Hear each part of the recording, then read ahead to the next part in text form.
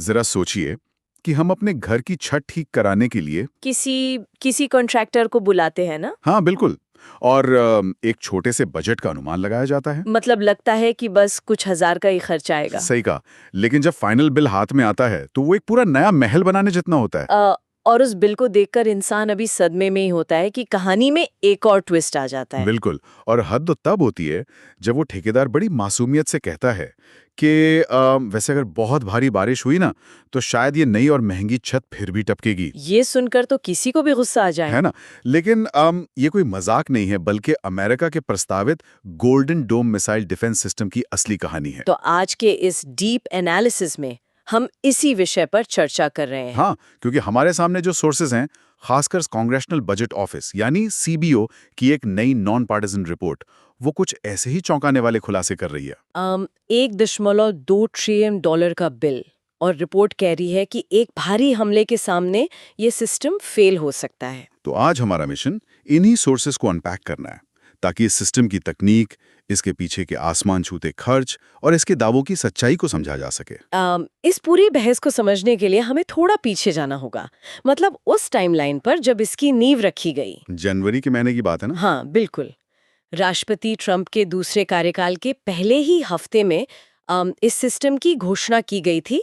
शुरुआत में इसे आयरन डोम फॉर अमेरिका का नाम दिया गया। व्हाइट हाउस ने तो अपने बयान में इसे सबसे विनाशकारी खतरा भी बताया था। सही कहा। उनका मानना है कि देश के सामने नेक्स्ट जनरेशन यानी अगली पीढ़ी के हवाई हमले सबसे बड़ा खतरा है। इसलिए रक्षा विभाग को इस प्रणाली के ब्लूप्रिंट तैयार करने का निर्देश दिया गया। सबसे विनाशकारी खतरा, ये शब्द अपने आप में बहुत भारी हैं। अगर हम इस खतरे के स्केल को देखें तो ये कोई आम रडार सिस्टम नहीं है। क्या अमेरिका जितने विशाल भूभाग को कवर करने वाला कोई एक सिस्टम सच में बनाया जा सकता है?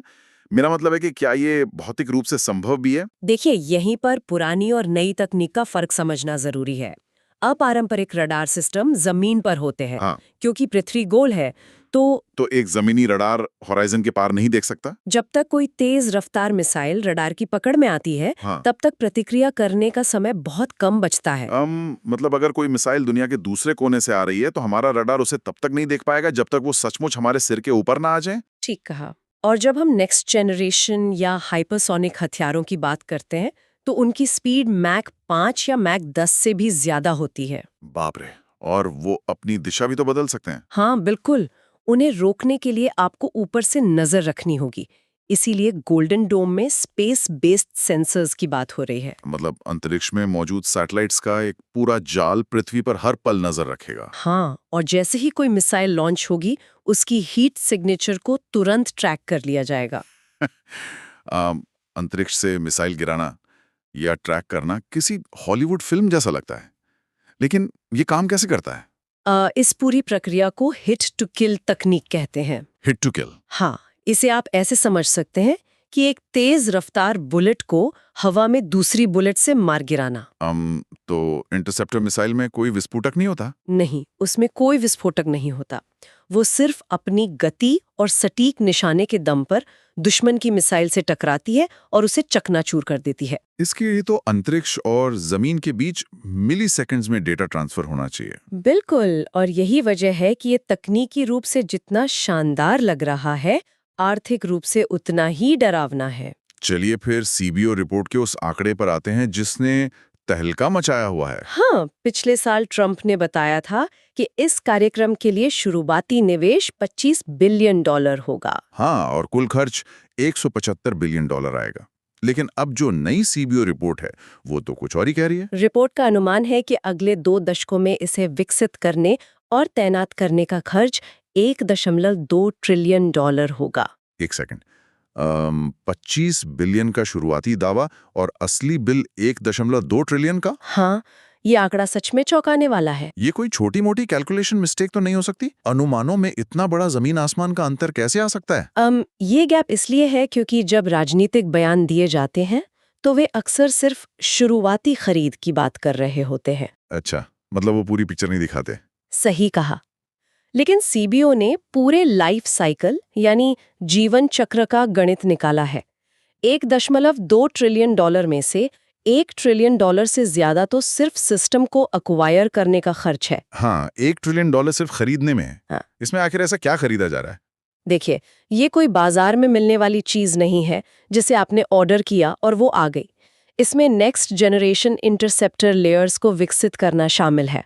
और वो स्पेस बेस्ड ट्रैकिंग सिस्टम भी तो शून्य से बनाना होगा। बिल्कुल। जब आप अंतरिक्ष में सैटेलाइट्स का एक नया जाल बिछाने की बात करते हैं, तो पहले उसका रिसर्च एंड डेवलपमेंट होगा, फिर उसकी टेस्टिंग होगी, और उसके बाद उन्हें स्पेस में लॉन्च करने का भारी खर्च आएगा। और इसके बाद अगले 20 सालों तक उसे मेंटेन करने का खर्च भी तो है। सस्टेनमेंट कॉस्ट जिसे कहते हैं। हाँ, किसी भी डिफेंस सिस्टम का सिर्फ हार्डवेयर बनाना काफी नहीं होता।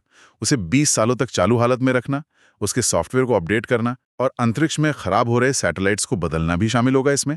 बिल्कुल। और नई इंटरसेप्टर मिसाइलें बनाते रहना भी। ये खर्चे अक्सर शुरुआती निर्माण से भी ज्यादा होते हैं। इसीलिए सीबीओ का अनुमान $1.2 ट्रिलियन तक पहुंच गया है।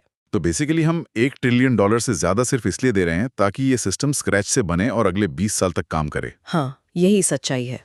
लेकिन असली सवाल यह है कि इतना बड़ा चेक साइन करने के बाद क्या कुछ गारंटी मिल रही है? क्योंकि सीबीओ की रिपोर्ट का अगला हिस्सा तो उस पूरे पैसे पर पानी फेरता हुआ नजर आता है। सीबीओ की रिपोर्ट की वो चेतावनी ही इस पूरे मुद्दे का सबसे क्रिटिकल पॉइंट है। रिपोर्ट क्या कहती है इस बारे में? रिपोर्ट में स्पष्ट रूप से लिखा है कि यह सिस्टम रूस या चीन जैसे देश द्वारा किए गए पूर्ण पैमाने के हमले के सामने विफल हो सकता है। यहीं पर मुझे सबसे बड़ी उलझन हो रही है। अगर $1.2 ट्रिलियन खर्च करने के बाद भी रूस या चीन के भारी हमले के सामने यह सिस्टम ध्वस्त हो सकता है, तो हम इतना पैसा खर्च ही क्यों कर रहे हैं, है ना? हाँ बिल्कुल। इसका मूल उद्देश्य क्या रह जाता है फिर? इसे समझने के लिए हमें इस बात की गहराई में जाना होगा कि डिफेंस की दुनिया में ओवरवेल्म होने का असल मतलब क्या होता है। थोड़ा आसान भाषा में समझाएं। देखिए, किसी भी डिफेंस सिस्टम की एक क्षमता होती है जिसे मैगजीन डेप्थ कहते हैं। मतलब आपके पास फायर करने के लिए एक समय में कितनी इंटरसेप्टर मिसाइलें मौजूद हैं? बिल्कुल। अगर कोई छोटा देश या आतंकी संगठन 1 या 2 मिसाइलें दागता है, तो गोल्डन डोम उन्हें बहुत आसानी से हवा में ही खत्म कर देगा। लेकिन जब रूस या चीन जैसे देश हमला करते हैं तो स्थिति अलग होती है। वे सिर्फ 1 या 2 मिसाइलें नहीं दागेंगे। सही। इसे एक उदाहरण से समझते हैं। सोचिए, एक बेहतरीन गोलकीपर है। ठीक है। अगर उसकी तरफ एक फुटबॉल आती है तो वो उसे आसानी से पकड़ लेगा। लेकिन अगर कोई एक साथ 100 फुटबॉल उसकी तरफ किक करें तो वो चाहकर भी सबको नहीं रोक सकता, वो ओवरवेल्म हो जाएगा। एग्जैक्टली। और आधुनिक युद्ध में तो स्थिति इससे भी ज्यादा जटिल है।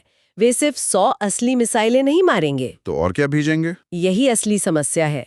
जब रूस या चीन जैसी महाशक्ति फुल स्केल अटैक करती है तो वो सिर्फ न्यूक्लियर मिसाइलें नहीं भेजती, वे डिकॉय या छलावे वाली मिसाइलें भी भेजते हैं। सैचुरेशन अटैक जिसे कहते हैं। हाँ, मान लीजिए आसमान में 100 खतरे दिख रहे हैं, लेकिन उनमें से 80 सिर्फ खाली धातु के डिब्बे या गुब्बारे हैं। जो रडार पर बिल्कुल असली मिसाइल जैसे दिखते हैं। बिल्कुल। तो डिफेंस सिस्टम के लिए आसमान में उड़ने वाला हर ऑब्जेक्ट एक खतरा है, जब तक कि उसे नष्ट न कर दिया जाए। ओह, तो हमारा $1.2 ट्रिलियन का सिस्टम उन डिकॉय मिसाइलों पर अपने महंगे इंटरसेप्टर बर्बाद कर देगा। हाँ, सिस्टम अपनी सारी इंटरसेप्टर मिसाइलें उन छलावों पर फायर कर देगा, और जो 20 असली मिसाइलें होंगी वो अपना काम कर जाएंगी। ये तो सच में एक डरावनी सच्चाई है। एक इंटरसेप्टर मिसाइल बनाने में लाखों करोड़ों डॉलर लगते हैं, जबकि एक डिकॉय मिसाइल बहुत सस्ती होती है। इसी अर्थशास्त्र की वजह से आक्रामक हथियार हमेशा रक्षात्मक हथियारों पर भारी पड़ते हैं। मतलब बचाव करने वाले को हर बार 100% सही होना पड़ता है, लेकिन हमला करने वाले को सिर्फ एक बार सही निशाना लगाना है। बिल्कुल सही कहा। और जब इतने बड़े खर्चे के साथ ऐसी संदिग्ध क्षमता की बात सामने आती है तो जाहिर है कि ये मुद्दा राजनीतिक जंग का मैदान बन जाएगा। ये स्वाभाविक भी है। जब भी इतने बड़े टैक्स के पैसे की बात आती है तो स्क्रूटनी होना तय है। हमारे स्रोतों में हम देख सकते हैं कि इस रिपोर्ट के बाद कैसे राजनीतिक बयानबाजी तेज हो गई है। डेमोक्रेटिक सेनेटर जेफ मर्कले का बयान इसका सबसे बड़ा उदाहरण है, जिन्होंने दरअसल सीबीओ से इस रिपोर्ट की मांग की थी, है ना? हाँ, उन्होंने साफ शब्दों में कहा है कि ये परियोजना कामकाजी अमेरिकियों के पैसों से डिफेंस कॉन्ट्रैक्टर्स को दिया गया एक बहुत बड़ा मुफ्त का तोहफा है। सेनेटर मर्कले का बयान मिलिट्री इंडस्ट्रियल कॉम्प्लेक्स की उस पुरानी डिबेट को वापस ले आता है। और बीबीसी ने भी इस मुद्दे पर व्हाइट हाउस और पेंटागन से जवाब मांगा है। साफ है कि ये बहस कितनी गर्म हो चुकी है। ये चिंता हमेशा रहती है कि क्या इस तरह के मेगा प्रोजेक्ट्स वास्तव में सुरक्षा को मजबूत करने के लिए बनाए जाते हैं? या सिर्फ उन बड़ी कंपनियों को फायदा पहुंचाने के लिए जो इन्हें डिजाइन करती हैं? बिल्कुल। लेकिन अगर हम निष्पक्ष रूप से देखें हैं तो स्रोतों के आधार पर यहाँ दो बिल्कुल अलग-अलग दृष्टिकोण हैं। हाँ, एक तरफ वो लोग हैं जो राष्ट्रपति के विजन का समर्थन करते हैं। उनका मानना है कि नेक्स्ट जनरेशन खतरे असली हैं। हम्म, अगर कल को अंतरिक्ष से कोई हाइपरसोनिक मिसाइल आती है और कोई शील्ड नहीं है, तो विनाशकारी होगा। सही बात है। उनके लिए देश के अस्तित्व को बचाना किसी भी कीमत से ज्यादा बड़ा है। और दूसरी तरफ वो दृष्टिकोण है जो अवसर लागत यानी अपॉर्चुनिटी कॉस्ट की बात करता है। हम 1.2 ट्रिलियन डॉलर कोई हवा में से तो नहीं आते। हाँ, ये पैसा कहीं ना कहीं से तो काटा जाएगा। हो सकता है ये देश के इंफ्रास्ट्रक्चर या स्वास्थ्य सेवाओं के बजट से आए। ये एक सीधा सा सवाल है, क्या एक ऐसी ढाल के लिए आर्थिक रूप से इतना बड़ा बोझ उठाना सही है, जिसके बारे में सीबीओ खुद कह रहा है कि वो टूट सकती है? इसका मतलब है कि ये सिर्फ एक तकनीकी बहस नहीं है, बल्कि प्राथमिकताओं की बहस है। एक तरफ विनाश का डर है और दूसरी तरफ आर्थिक बर्बादी की चिंता। और इन दोनों के बीच संतुलन खोजना किसी भी सरकार के लिए सबसे बड़ी चुनौती होती है। हाँ, आप देश को पूरी तरह असुरक्षित भी नहीं छोड़ सकते, लेकिन एक अंधी दौड़ में अपने खजाने भी खाली नहीं कर सकते। इतिहास गवाह है कि कई बार देशों ने अपनी सुरक्षा पर इतना ज्यादा खर्च कर दिया कि वे अंदर से खोखले हो गए। तो आज के इस डीप एनालिसिस को अगर हम समेटें, तो ये साफ है कि गोल्डन डोम एक ऐसी अति महत्वाकांक्षी परियोजना है जिसका पैमाना बहुत बड़ा है। लेकिन उससे कहीं ज्यादा बड़ी इसके सामने खड़ी तकनीकी और आर्थिक चुनौतियां हैं। हमने देखा कि कैसे 25 बिलियन का शुरुआती दावा सीबीओ की रिपोर्ट में 1.2 ट्रिलियन डॉलर की कड़वी सच्चाई बन गया। और हमने ये भी समझा कि हिट टू किल तकनीक सुनने में भले ही अभेद्य लगती हो, लेकिन सैचुरेशन अटैक और डिकॉय हथियारों के सामने ये सिस्टम ओवरवेल्म हो सकता है।